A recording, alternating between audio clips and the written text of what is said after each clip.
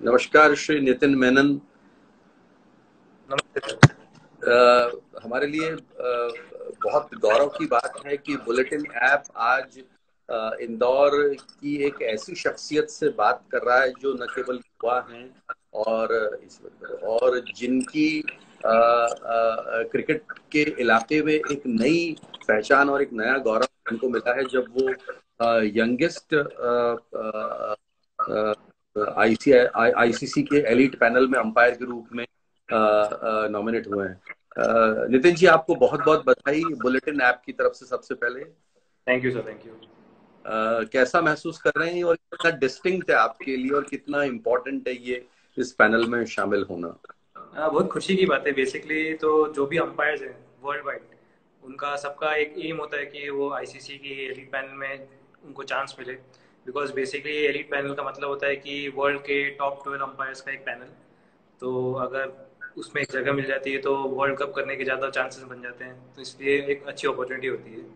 Father का reaction कैसा था श्री नरेंद्र मेनन का, जो कि एक जाने माने क्रिकेटर रहे हैं, रणजी ट्रॉफी में बेहतरीन विकेट कीपर के रूप में पहचान थी और फिर बाद में वो खुद अंपायर भी बने? हाँ, वो भी बहुत खुश थे क्योंकि उनका भी एक ड्रीम था कि वो भी टेस्ट मैचेस करें।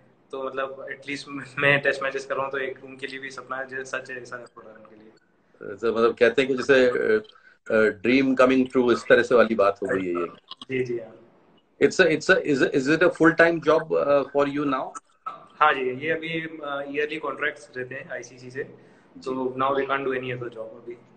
अच्छा। और लेकिन अभी तो कोरोना के कारण वर्ल्ड वाइड अभी ये सब सारी एक्टिविटी रुकी हुई है।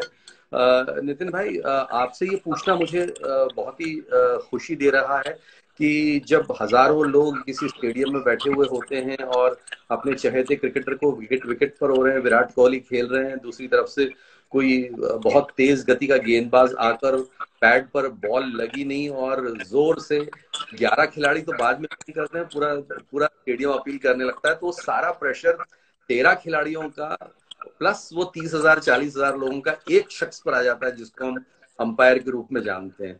कितना कितना मुश्किल और कितना आसान होता है उस काम को निभाना?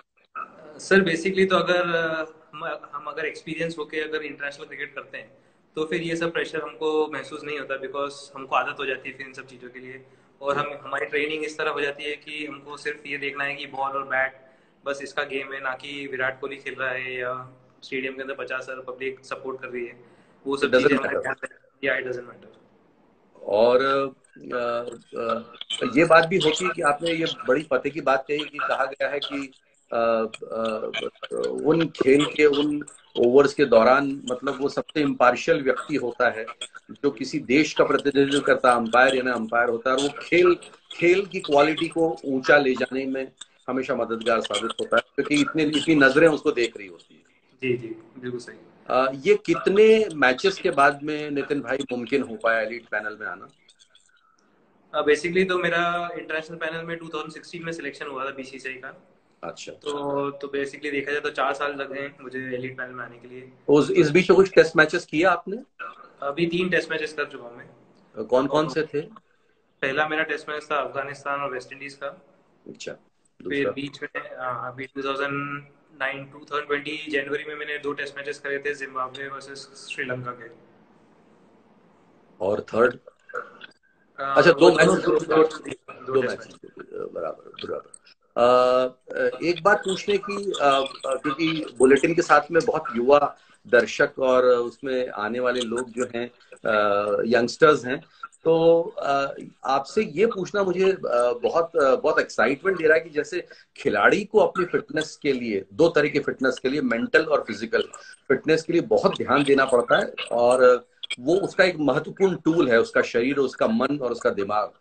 तो क्या अंपायरिंग के दौरान भी लगातार, चूंकि सुबह से लेकर मैच चालू होता है तब से शाम तक खड़े होना है, बीच में थोड़ा सा रेस्ट जरूर होता है लंच ब्रेक और टी टाइम के टाइम, कोई एक मानसिक और शारीरिक तैयारी की जरूरत होती है? जी बिल्कुल, फिटनेस तो करनी पड़ती है अंपायर्स को भी, बिकॉज एज यू सेड कि 6 घंटे खड़ा रहना इजी नहीं होता है। तो अगर बॉडी अगर फटीग हो जाएगी तो मेंटली भी हम लोग कंसंट्रेट नहीं कर पाएंगे गेम में। तो इसलिए अंपायर्स का भी फिटनेस प्रोग्राम रहता है। और मेंटली तो मैं अलग अलग अंपायर्स अलग अलग तरह का प्लान रखते हैं अपने मेंटल फिटनेस के लिए, कोई योगा कर लेता है। आप कुछ योग वगैरह और कुछ ध्यान वगैरह कुछ ऐसा मेडिटेशन वगैरह? नहीं, अभी तो मैं तो कुछ नहीं करता, बस बेसिकली मेरा ये रहता है कि फॉर्चुनेटली कि मैं क्रिकेट खेला हुआ हूँ, थोड़ी बैटिंग करता था, तो जी। इसलिए वो एक आदत बनी हुई है कि बॉल टू बॉल बस कॉन्सेंट्रेट करना है, तो उसका थोड़ा इजी हो गया मुझे अंपायरिंग में खेलने का। वो मैदान में दोनों तरह से रहे हैं, बतौर खिलाड़ी भी और अब अंपायर के रूप में, दोनों रोल्स कितने डिफरेंट हैं और कितने इंजॉयबल हैं? बहुत डिफरेंट है, दोनों रोल बहुत डिफरेंट है, बिकॉज खेलने में सिर्फ हमारा परफॉर्मेंस नहीं, हमारी टीम वालों का भी परफॉर्मेंस बहुत इंपॉर्टेंट होता है। अगर इवन अगर आप परफॉर्मेंस करते रहें लेकिन अगर आपकी टीम अच्छा नहीं कर रही है तो सिलेक्टर्स की नज़र में नहीं आते आप। जी। बट अंपायरिंग ऐसा नहीं है, अंपायरिंग में एक इंडिविजुअल स्पोर्ट की तरह है। अगर आप खुद अपना परफॉर्मेंस अच्छा करते रहेंगे तो खुद आगे जा सकते हैं अपने खुद के परफॉर्मेंस से, किसी के दूसरे पे डिपेंड होने की जरूरत नहीं है। अ, जैसे ऐसा कहा जाता है कि अगर क्रिकेट के अलावा अगर हम दूसरी अगर जो स्ट्रीम्स है उसमें देखें, अगर म्यूजिक में देखें, तो अभी कोई यंग सिंगर होता है तो उसका कोई आइडल होता है, कोई एक्टर है तो वो साहब दिलीप कुमार साहब को, क्रिकेटर्स भी होते हैं तो बोले आप क्रिकेटर हैं, कोई मुश्ताक साहब को याद करता है, कभी कर्नल नायडू साहब को याद करता है, बाकी खिलाड़ियों को याद, सनी गावस्कर को याद करते हैं, सचिन तेंदुलकर। क्या अंपायरिंग में भी ऐसा होता है कि हमारे कोई मॉडल रोल मॉडल्स होते हैं कि हाँ इन्होंने जिस तरह का एक्सीलेंस इस प्रोफेशन को दिया वो मुझे भी करना चाहिए? हाँ, ऑब्वियसली सबके होते हैं, बिकॉज जब मैं नया नया स्टार्ट किया था अंपायरिंग करना तब साइमन टोफल वर्ल्ड के बेस्ट अंपायर थे, 5 साल उन्होंने वर्ल्ड का बेस्ट अंपायर का अवार्ड जीता था। तो यस। उस टाइम पे जब मैं शुरू कर रहा था तब मुझे लगता था कि यार मुझे भी इसके हिसाब से, because not only is decision making, उसका एक जो बॉडी लैंग्वेज था वो सब बहुत अच्छा था। तो ऑफ कोर्स उससे थोड़ा प्रभावित हुआ था मैं। फिर जैसे जैसे अंपायरिंग करता गया तो मैं मुझे वर्ल्ड के बेस्ट अंपायर्स के साथ इंटरेक्शन करने का मौका मिला, जैसे अलीम दार, मरे रेजमस। तो इन यस। लोगों से जब इंटरेक्शन हुआ तो फिर मतलब उनसे जो जो चीजें सीख सकता था मैं सीख चुका हूँ अपने, और अपने गेम में डालने की कोशिश करी उन सब चीजों से। क्या कम्युनिकेशन स्किल भी एक इम्पोर्टेंट रोल प्ले करती है अंपायर की प्रोफेशनल लाइफ में? या बिकॉज बेसिकली अगर इंटरनेशनल अंपायर बनना है तो first of all English compulsory language है, यस। तो वो तो इम्पोर्टेंट है। देन हमारी ट्रेनिंग भी होती है कम्युनिकेशन स्किल्स के ऊपर, जिसमें स्पेशली थर्ड अंपायर्स के लिए, बिकॉज क्या होता है कि आजकल थर्ड अंपायर जो भी बातें करते हैं ड्यूरिंग अ डिसीजन तो वो यस। सारे वर्ल्ड को सुनाई देता है, तो वो हमको क्या पब्लिक में जाता है तो हाँ। जी, तो वो सब चीजें भी, उन सब चीजों की भी ट्रेनिंग होती है। फिर आप प्लेयर से कैसे बातें करोगे फील्ड पे, क्या क्या बातें कर सकते हो आप, क्या नहीं कर सकते हो, सो वो सारी चीजें इन्वॉल्व होती हैं उन सब चीजों में। अ, अ, एक एक एक क्षण कभी कभी जो हम पुराना जब हम लिटरेचर पढ़ते हैं क्रिकेट के ऊपर इतिहास को, तो हमेशा इस बात को बार बार अंडरलाइन करके कहा गया है कि इट इज जेंटलमैन्स गेम, शरीफ लोगों का और जो जो जो सज्जन लोग हैं उनका खेल ये माना जाता है। लेकिन अब दुनिया बदल भी रही है, जहां अपील नहीं करना चाहिए वहां भी अपील आती है, जहां लाउड नहीं बोला जाना चाहिए वहां लाउड बोला जाता है। ऐसे जब तनाव के लम्हे होते हैं नितिन भाई, तो क्या कभी ऐसा हुआ और उसको कैसे आपने नेगोशिएट किया होगा? अगेन ऐसे सिचुएशन तो काफी आई हैं ऐसी, बट वही होता है कि हमको ये पता करना रहता है कि टीम्स कौन सी खेल रही हैं, किस तरह के प्लेयर्स खेल रहे हैं, तो उस पर हमारा फिर डिसीजन उस टाइम पे डिपेंड करता है कि हम कैसे इस चीज़ को सॉर्ट आउट करें। बिकॉज अगर फॉर एग्जाम्पल अगर इंडिया ऑस्ट्रेलिया का गेम है तो हमको मालूम है कि कुछ ना कुछ तो तनाव होगा मैच में, स्पेशली विराट और डेविड वार्नर खेल रहे हैं तो दोनों एग्रेसिव प्लेयर्स हैं, तो उन दोनों के लिए अलग तरह की स्ट्रैटेजी होगी। सिमिलरली अगर अगर हमको पता है कि केन विलियमसन खेल रहा है जो कि बहुत ही अच्छा प्लेयर है, मतलब बहुत अच्छा इंसान भी है, शांत स्वभाव का है, तो उसको अलग तरह से टैकल करना है। तो ये सब चीजें वो हमारी ट्रेनिंग का हिस्सा है, तो मतलब वो सिचुएशन देख के हमको रिएक्ट करना पड़ता है कि कैसे किसको कैसे टैकल करना है उस टाइम इसका इसका मतलब आपके इस जवाब से मुझे एक बात ये भी समझ में आ रही है कि lot of psychology is also पे। Involve in yes, this, of एक तरह कोर्स, का यस। मनोविज्ञान भी काम करता है इसमें। राइट, क्योंकि बेसिकली अगर देखा जाए तो विराट जैसे सपोज एग्जांपल है विराट का, तो अगर वो उस टाइम पे पम्प्ड अप है या गुस्से में है तो it will not be the right time to interact with him, because वो अभी खुद गुस्से में है या जो उसका लेवल ऑफ इंटेंसिटी कुछ ज्यादा है, तो एक टाइम के बाद मे बी 2 ओवर के बाद उससे जाके बात करें कि यार Virat you should set an example, तो वो एक अलग तरह से उसका मैसेज जाएगा। मतलब ये भी होता है कि कभी कभी कुछ वैल्यू बेस्ड टिप्स भी आपको देना होते हैं खिलाड़ियों को कि देखिए यहाँ पर अगर इस चीज का ध्यान रखेंगे तो खेल अच्छा चलेगा, लोग एंजॉय करेंगे एंड डिसिप्लिन के साथ चलाएं, तो इस तरह की बातें भी होती है खिलाड़ियों के साथ जी आने। हाँ, बिल्कुल बिल्कुल बिल्कुल, स्पेशली कैप्टन के साथ तो हमको ऑलवेज उनको ये बोलना पड़ता है कि आप कैप्टन है टीम के, आपको एग्जांपल सेट करना है दूसरों के लिए, तो ये सब चीजें तो बोलनी पड़ती है। नितिन भाई ये हम लोगों के लिए बहुत जिज्ञासा का विषय होता है और मालूम नहीं इसका उत्तर देना आपके लिए संभव होगा कि नहीं होता है कि कभी कभी ये होता है कि अपील आई है, मेन अंपायर जो है उसने चीज को देखा लेकिन वो कंफर्मेशन के लिए एक बार अपने लेग अंपायर से कंसल्ट करना चाहता है, और फिर हम देखते हैं दो अंपायर जा रहे हैं आपस में बात कर रहे हैं, फिर उनको लगता नहीं थर्ड अंपायर को उसको रेफर करना चाहिए, तो वो थर्ड अंपायर को जाता है, साइन दिया जाता है, फिर वहां से आपको मालूम पड़ता है कि भाई क्रीज के बाहर था, क्रीज के अंदर था, एलबीडब्ल्यू था, कॉट बिहाइंड, जो भी टर्मिनोलॉजीज होती नॉर्मल।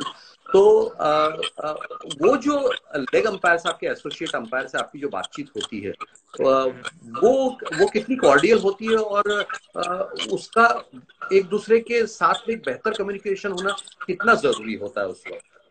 ये तो बहुत ज़रूरी है, बिकॉज हमारे जो मैच का जो असेसमेंट होता है हमारा परफॉर्मेंस का, तो उसमें एक टीम वर्क का भी एक कॉलम है।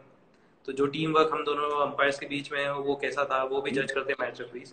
तो बहुत ही इंपॉर्टेंट पैरामीटर है एक परफॉर्मेंस का अंपायर्स के लिए। तो बेसिकली टीम वर्क के लिए ट्रस्ट बहुत ज़रूरी है हमारे हम दोनों के बीच में। तो जब हमारे पास ट्रस्ट होता है तो ये सब चीज़ें हमको, जैसे मैं बता रहा हूँ कि ट्रेनिंग होती है इतने सालों से, कि कैसे हमको कैसे इस चीज़ों को सॉल्व करना है या टीम वर्क के साथ कैसे उस सही डिसीजन पे आना है। तो ये सब सालों की ट्रेनिंग का ही नतीजा है कि हम लोग सही तरह से उस चीज़ को हम फॉलो कर पाते हैं फील्ड पे। इन ट्रेनिंग्स को कौन ऑर्गेनाइज करता है? ये आईसीसी ऑर्गेनाइज करता है, आईसीसी के अंपायर कोचेस होते हैं वर्ल्ड में। तो अच्छा। वो हर कंट्री को एक असाइंड कोच दे देता है कि इस कंट्री के जितने टॉप 4 अंपायर्स हैं तो उनको ट्रेनिंग आपको देना है। Are they also senior retired umpires? Not necessary, not. Basically वो, हाँ ऐसा जरूरी नहीं है, बट वो ये है कि वो लोग mainly psychological point of view से ज़्यादा ट्रेनिंग देते हैं। क्योंकि उस लेवल पे, इंटरनेशनल लेवल पे बेसिकली आपको मेंटल टफनेस ज़्यादा चाहिए, क्योंकि स्किल तो आपके पास था ही शुरू से, तभी आप इंटरनेशनल एटलीस्ट क्रिकेट तक खेले हो, आई मीन अंपायरिंग कर चुके हो। तो बेसिकली वो लोग साइकोलॉजिकल एडवांटेज देने की कोशिश करते हैं। आईपीएल एक बहुत कलरफुल इवेंट के रूप में इंडिया में उभरा है, आपने भी जी उसमें अंपायरिंग की है, बहुत प्रेशर्स होते हैं, बहुत ट्रैवलिंग बहुत ज्यादा है उसके अंदर, थकान बहुत ज्यादा है, लगातार मैचेस हैं, जी। मैदान के जो प्रेशर्स हैं वो तो है ही अपने आप में। कैसा एक्सपीरियंस रहा है आपके लिए वो? बहुत अच्छा रहा एक्चुअली आईपीएल। ना ना सिर्फ प्लेयर्स बट इंडियन अंपायर्स के लिए भी बहुत बड़ा एक्सपीरियंस है। बिकॉज उसमें जो हम लोगों को एक फीडबैक मिलता है, या जो प्लेयर्स के साथ, क्योंकि सारे इंटरनेशनल प्लेयर्स खेलते हैं उसमें, उनके साथ जो इंटरेक्शन करने का मौका मिलता है, इवन इंटरनेशनल अंपायर्स जो बाहर से आते हैं, तो एक तरह से हमारा एक बेस बन जाता है कि अगर हम इंटरनेशनल क्रिकेट करेंगे आगे जाके, तो हमको पता है कि कैसे हमको उस पर्टिकुलर प्लेयर से या उस प्रेशर को कैसे हैंडल करना है। तो बहुत इंपॉर्टेंट है आईपीएल, एक अंपायर्स के करियर के लिए बहुत इंपॉर्टेंट एक टूर्नामेंट है। जैसे खिलाड़ियों को खेलते हुए कोचेस देखते हैं, सिलेक्टर्स देखते हैं, क्या अंपायर्स को भी इस तरह से वॉच किया जाता है आईसीसी के द्वारा या बीसीसीआई के पैनल द्वारा? जी हाँ, जी बिल्कुल। ये जो सिलेक्शन कमेटी है एक आईसीसी की, जिसमें जेफ अलेडाइस करके हैं जो जनरल मैनेजर है आईसीसी के, फिर मिस्टर संजय मांजरेकर हैं, वो एक सिलेक्टर हैं, एक रंजन मदुगले हैं जो बीसी आईसीसी के मैच रेफरी हैं, और डेविड बून हैं ऑस्ट्रेलिया के। ये चार लोग हैं जो एक सिलेक्शन कमेटी बनाते हैं आईसीसी की। And they keep on moving also world wide, जब मैचेस होते हैं तो जी वॉच हाँ, करते वो सारे वीडियोस उनके पास, सारी रिपोर्ट्स आ जाती है मैच रेफरीज की, तो they observe all this reports. हैं। इंदौर को क्या जगह अपनी दिल में देते हैं, जिस शहर ने आपको एजुकेशन दी, जिस शहर में आप पैदा हुए, जिस शहर में आपकी स्कूलिंग हुई, जहां आप क्रिकेट खेले, और फिर अब आप उन गलियों से निकलते हुए, उन मैदानों से, जिम खाना, नेहरू स्टेडियम, उषा राजे स्टेडियम, यहाँ से निकलते हुए जब आप बाहर जाते हैं तो अपना शहर कितना उसमें दिल में होता है उस वक्त? बिल्कुल, हमेशा ही रहता है, क्योंकि जब भी लंबा टूर होता है तो हमेशा याद आती है घर वापस आने की। बिकॉज वैसे भी हमारा शहर जो है एक कॉम्पैक्ट शहर है। ज़्यादा मुझे वैसे भी बड़े सिटीज़ पसंद नहीं है, जैसे बॉम्बे, दिल्ली काफ़ी कंजेस्टेड है, बहुत ट्रैफिक है, तो मुझे हमारा इंदौर बहुत पसंद है। छोटा है बट अच्छा शहर है, तो ये काफ़ी लिविंग भी ईजी होती है यहाँ पे। तो वो कभी भी मतलब जब भी कोई लंबा टूर होता है तो मुझे हमेशा लगता है कि थोड़ी दिन के लिए घर जाना ज़रूरी है वो। अभी क्या लग रहा है नितिन भाई, बहुत सारे लोगों को ये जिज्ञासा होगी कि कब वो रौनक लौटने में कितना वक्त और लगेगा, और कब वो शोर शराबा, कब वो यूनिफॉर्म, कब वो अंपायर की काली पतलून, सफेद कोट और कैप लगा के मैदान में जा रहे हैं, वो कब नजारे सामने आए। सर बेसिकली तो देखिए, इंडिया में तो अभी मुझे लगता नहीं है कि सितंबर के पहले कोई चांस है कोई मैचेस के लिए। हो सकता है कि सितंबर में आईपीएल हो सकता है इंडिया में, अगर एक बार आईसीसी डिसाइड कर ले कि world cup T20 world cup possible नहीं है इस साल, तो डेफिनेटली मुझे लगता है कि सितंबर अक्टूबर में आईपीएल होगा इंडिया में। बट अभी हम लोग बहुत ईगरली वेट कर रहे हैं जो वेस्ट इंडीज और ऑस्ट्रेलिया इंग्लैंड की जो सीरीज स्टार्ट होने ये वाली है जुलाई में। ये तो उससे काफ़ी चीज़ें सामने आएंगी हमारे पास, क्या क्या चैलेंजेस फेस किए प्लेयर्स ने, अंपायर्स ने, इवन ऑर्गेनाइजर्स ने। तो वो जो भी फीडबैक आएगा सारी कंट्रीज को जाएगा, तो वो लोग फिर नेक्स्ट जो सीरीज होगी उसको अच्छे से और तैयारी कर सकते हैं उसके लिए। तो ये अभी जो दो सीरीज है, इंग्लैंड वेस्ट इंडीज और इंग्लैंड पाकिस्तान की जो टेस्ट सीरीज है अभी होने वाली है, वो बहुत इंपॉर्टेंट है अभी क्रिकेट के लिए। ऐसा भी होता है नितिन भाई कि आप ऑफ ऑफ द ग्राउंड हैं, आप अंपायरिंग नहीं कर रहे हैं, लेकिन मैच को जरूर आप देखना चाहते हैं कि जो सीनियर अंपायर्स हैं वो किस तरह से हैंडल कर रहे हैं मैदान को, और किस तरह से मैच मैच को हैंडल कर रहे हैं, सिचुएशंस किस तरीके से। तो आप देख समय निकाल पाते हैं कभी जब ऑफ ऑफ ग्राउंड होते हैं। बेसिकली तो मैं ज़्यादा टीवी में मैच देखता नहीं हूँ, क्योंकि एक बार फील्ड पे आने के बाद फिर वापस क्रिकेट में भी इतना ध्यान देता नहीं। बट डेफिनेटली एशेज सीरीज जो होती है हर 2 साल में, तो वो मैं ज़रूर देखता हूँ, या वर्ल्ड कप के जो मैचेस होते हैं, क्योंकि आई थिंक ये एशेज और जो वर्ल्ड कप है वो बेस्ट क्रिकेट है वर्ल्ड का। हम्म, बिकॉज जिस तरह से जो कॉम्पिटिटिवनेस है उस मैचेस में और जिस तरह के प्लेयर्स खेलते हैं, तो इन दो टूर्नामेंट्स को जरूर देखता हूँ मैं, एशेज और वर्ल्ड कप। कोई एक वॉच कर रहे हैं हमारे इस कॉन्वर्सेशन को, हैनिक गाला, वो लिख रहे हैं, sir I am an upcoming MCA panel umpire, one golden rule I can apply for matches to always keep in mind, what should be that golden rule. जो भी आपका इंस्टिंक्ट कहता है मैच में, जैसे कोई अपील हुई है, तो अगर आपका इंस्टिंक्ट फर्स्ट इंस्टिंक्ट बोले कि आउट है, तो उस पर बिल्कुल आप उसको कॉन्फिडेंटली आउट दीजिए, ना कि सोच के कि अभी बॉल यहाँ जा सकता है यहाँ नहीं जा सकता। बट मेरा जो गट फीलिंग होता है मैं उसके हिसाब से मेरे डिसीजन देता हूँ, तो मैं भी यही बोलूंगा कि मोस्टली हमारा जो गट फीलिंग होता है वो 99% करेक्ट होता है हर बार, कोई भी डिसीजन लेना हो हमें। नितिन भाई, इन दिनों में हम देख रहे हैं कि टेक्निक इन्वॉल्व हो गई है डिसीजन मेकिंग में। आपने वो दौर भी, जब आपने खेलना शुरू किया था, तो आई थिंक इस तरह की नहीं सारी सुविधाएं उपलब्ध नहीं थी। कितना हेल्पफुल है इसका होना, और जो दिल कहता है उसका कहना, और टेक्निक का कहना, इन दोनों के बीच में कितना संघर्ष है, और कितना विरोधाभास है, और कितना कंफर्ट जोन भी इससे बन। सर, मेरे हिसाब से टेक्नोलॉजी बहुत ज़रूरी है आज के ज़माने में, क्योंकि स्टेक्स इतने हाई हो चुके हैं, क्योंकि प्लेयरों के पास इतना मतलब टूर्नामेंट्स में इतना पैसा मिलता है प्लेयर्स को, तो उनके ऊपर भी प्रेशर है परफॉर्मेंस करने का, टीम्स के ऊपर प्रेशर है जीतने का मैच। तो क्या होता है, कभी कभी बाय चांस अगर हम लोगों से कोई गलती हो गई है, क्योंकि हम भी एक इंसान है तो गलती तो हो सकती है हम लोगों से, हमारा एरर और जजमेंट हो सकता है। तो वो उस अगर गलती से कोई मैच का इम्पैक्ट हो गया कि वो एक क्रूशल टाइम पे हमने गलत डिसीजन दे दिया, तो हो सकता है मैच इस टीम की जगह उस टीम का तरफ फेवर हो जाएगा रिजल्ट। तो अब डीआरएस के आने से ये एटलीस्ट हो गया है कि अगर आप प्लेयर को लगता है कि हमसे गलती हुई, तो दे कैन रिव्यू और सही डिसीजन जो है सामने आ जाएगा। तो उससे क्या होगा हमारी फिर हमारे। जी। जी हाँ भाई। हाँ, तो हमारे अंदर भी एक वो रहता है, गिल्टी फैक्टर नहीं होता कि ठीक है चलिए हम हमसे गलती हो गई थी, बट एटलीस्ट वो टेक्नोलॉजी के कारण रेक्टिफाई हो गई। तो यस। अब हमारे ऊपर भी प्रेशर नहीं है कि यार हमारे कारण कोई मैच हार गया, या यस। प्लेयर्स कंप्लेन नहीं करते अब। तो आई थिंक टेक्नोलॉजी बहुत जरूरी है आज के जमाने में। नितिन भाई, आखिरी एक सवाल, जब किसी काम को किया जाता है तो जिंदगी में ख्वाब होता है कि मैंने अपने शहर से, जिमखाना से या किसी और मैदान से शुरू किया था, और अब मैं ईडन गार्डन्स में हो आया, वानखेड़े स्टेडियम में हो आया, लेकिन एक जगह ऐसी जहां पर मैं जाकर अंपायरिंग जरूर करना चाहूंगा, या दो कंट्रीज की एक सीरीज को मैं जरूर एक बार एज एन अंपायर मैं कंट्रीब्यूट करना चाहूंगा, ऐसा कोई ख्वाब आपके जहन में हो। जी बिल्कुल, अभी तो मेरा नेक्स्ट गोल यही है कि अगर मुझे लॉर्ड्स में टेस्ट मैच करने को मिल जाए तो I think it will be another good achievement for me, because Lord's में जो कहते हैं कि घर है क्रिकेट का, तो वहाँ पे ज़रूर मैं एक बार टेस्ट मैच करना चाहता हूँ। और ऑब्वियसली अगर वर्ल्ड कप करने का चांस मिल जाए मुझे एमसीजी में वनडे, क्योंकि जो वर्ल्ड का सबसे बेस्ट बड़ा स्टेडियम है एमसीजी, तो ये दो ग्राउंड्स पर मुझे अंपायरिंग करना है, नेक्स्ट मेरा गोल है। नितिन भाई बहुत शुक्रिया, आप इतने इम्पोर्टेंट एक आपके लाइफ का अचीवमेंट हुआ है और आपने बुलेटिन के साथ में उसके युवा दर्शकों के साथ में उसके जितने भी पार्टिसिपेंट उनके साथ में अपना समय बिताया। और हमारी बहुत शुभकामना है कि आपके ड्रीम्स पूरे हों और इंदौर का नाम होलकर युगीन जो उसकी एक जो छाप थी वो चलकर आप तक चलकर आई है। अब आप नए उसके आइकॉन बनकर उभर रहे हैं। तो हमारी बेस्ट विशेस और आप आगे बढ़ते जाएं और इस प्रोफेशन को जो उसकी जो बेस्ट जो क्वालिटीज है उसको आप अचीव करें। बहुत बहुत शुक्रिया। Thank you sir, thank you.